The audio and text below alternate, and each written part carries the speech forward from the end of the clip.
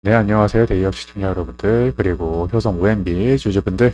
이 효성 OMB는 유기질 비료를 주로 생산 판매하는 기업입니다. 그러나 최근에 이 신저가를 다시 한번 좀 돌파를 해주면서 이 주가 흐름이 조금 많이 안 좋아지는 모습인데요. 오늘은 이 부분에 대해서 한번 살펴보려고 합니다. 따라서 최근 주가 상황은 어떻게 되는지 한번 살펴볼 거고요.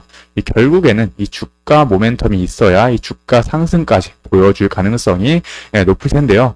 이러한 이 주가 모멘텀이 어떤 게 남아 있는지 한번 확인해 볼게요.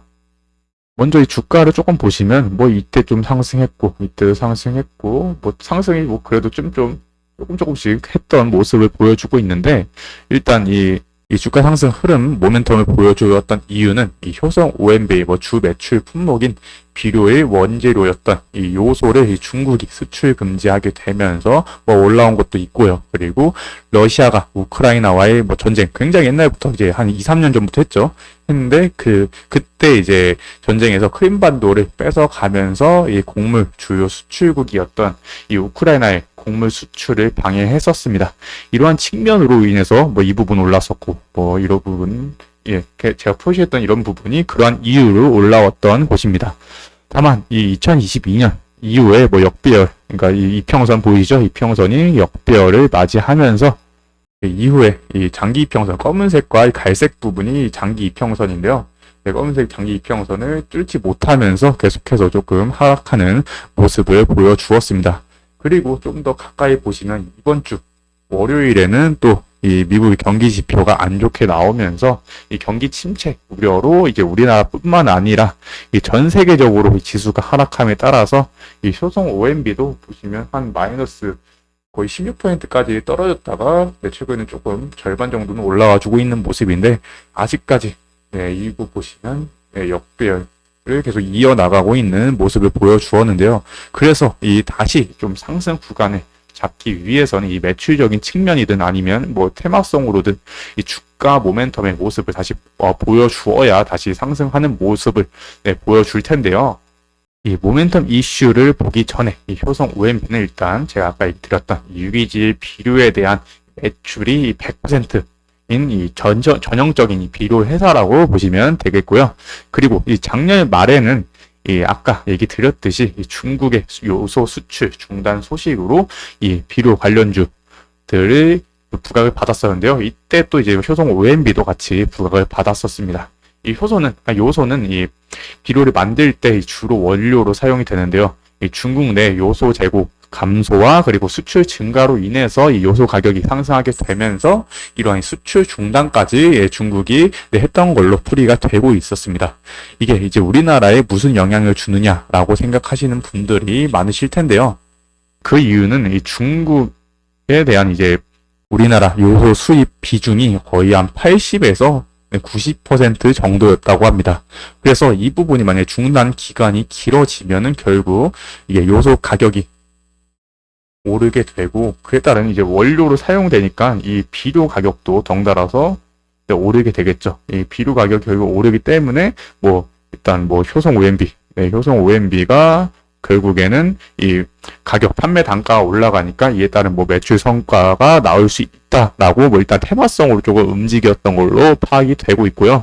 최근에도, 그러니까 보시면 이 6월 달이죠. 최근에도 또 이 중국이 또 요소 수출을 중단하는 상황을 보여주었는데요. 네, 이전의 상승처럼 좀 그런 강세의 모습은 없었습니다. 그 이유는 이제 의존을 대폭 줄인 한국이라고 기사 보이시죠? 네, 그러니까 요소 수입을 이 중국뿐만이 아니라, 베트남, 카타르 등으로 이제 수입선을 조금 다변화하면서 이 중국의 수출 중단에도 좀 큰 영향이 없었던 걸로 보이고 있는데요. 결국 이렇게 좀 때는 국가를 좀 다변화했기 때문에 이제 중국이 요소 수출을 중단할지라도 이제 그게 주가 모멘텀으로는 작용하지 않는 걸로 확인을 할 수가 있습니다. 그러니까 이제 중국 요소 수출 금지 관련해서는 이 관련 이슈 보지 않아도 괜찮겠죠? 그리고 이제 최근 이슈인데요. 이 같은 비료 관련주인 누보가 뭐 이러한 이슈로 조금 강세의 모습을 보여주었다고 하는데, 일단은 뭐 효성 OMB도 같은 테마성으로 엮이기 때문에 충분히 주가 모멘텀을 같이 받을 수 있는 상황입니다. 이게 일단 7월 27일, 네, 이제 이건 기사는 뭐 일단 7월 29일인데요. 7월 27일에 이제 나온 이슈입니다.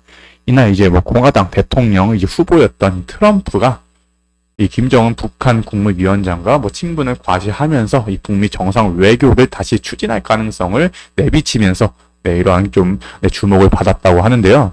그러니까 이제 과거에 우리나라가 이제 북한에 대한 지원으로 이 비료를 원래 많이 주게 되었었습니다. 그래서 이 대북 정책에 대한 수혜주로 분류되면서 과거에는 이제 비료 관련주들이 조금 많이 오른 측면이 있었는데요. 다만 이번에 대통령이 좀 정권이 바뀌었잖아요. 윤석열 대통령으로. 그래서 이 북한과 현재는 조금 사이가 안 좋아진 상황입니다. 보시면 이 북한이 최근에 이제 그 오물풍선을 계속 우리나라에게 지금 보내고 있고, 우리나라도 지금 대북 확성기로 통해서 현재 지금 갈등이 조장이 되고 있는데, 이 부분을 지금 트럼프가 대통령이 되면은 뭐 우리에게 조금 북한과 다시 좀 친밀하게 지낼 수 있게끔 뭐 한다는 뭐 그런 정책을 펼칠 거라는 기대감으로 일단 조금 이제 비료 관련주들이 조금 그러한 문제가 아니죠. 그러한 이슈로 조금 부각이 됐었던 걸로 보이는데요. 지난 18일에도 이 공화당 정당대회 후보수 수락 연설에서 이 재집권 시 북핵 문제를 어떻게 다룰지를 좀 시사하는 발언을 했었는데, 현재 북한이 계속해서 도발을 하는데 일단 트럼프가 대통령으로 당선된다면 이 북한과 잘 지낼 것이라 고 하면서 다시 북핵 문제를 협상할 수 있다는 의사를 내비친 것으로, 만약에 이제 트럼프가 진짜 이제 대통령 당선이 된다면 이후에 뭐 일단 11월 달이니까요. 이후 뭐 12월 아니면 내년까지 이제 어떻게 트럼프가 발언을 할지에 대해서 조금 주목을 해야 될 부분이다라고 생각을 하시면 되겠고요. 이에 따라서 일단 현재 뭐 이러한 이제 주가 모멘텀에 좀 기대를 해봐야 하는 상황입니다.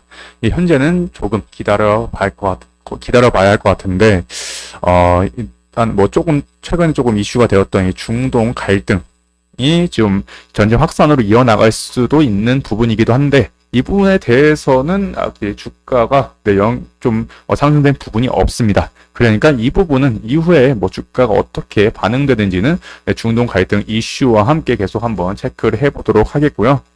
최근 이제 다시 50일 신저가를 이제 나타냈잖아요. 이때 이제 누가 매수를 했나 하고 봤더니 보니까 이때는 개인이 조금 매수를 했고, 그러니까 외국인이 조금 매도를 했네요. 이후에는 이 밑에 부분에서 외국인이 다시 한번 들어와주는 모습을 보여주고 있는데, 아직 뭐 이 기업이 좀 시가총액이 534억이다 보니까 전체적으로 들어오는 금액이 굉장히 좀 적은 모습까지 확인할 수가 있습니다. 그러니까 결국에는 적은 돈으로도 이제 주가를 움직일 수 있는 만큼 뭐 외국인과 기관의 이 매수세를 조금 더 예민하게 봐야 될 부분이니까, 이 부분은 일단 추가적으로 뭐 특이사항이 없으니까 이 부분은 계속해서 저와 함께 확인해 보도록 하겠습니다.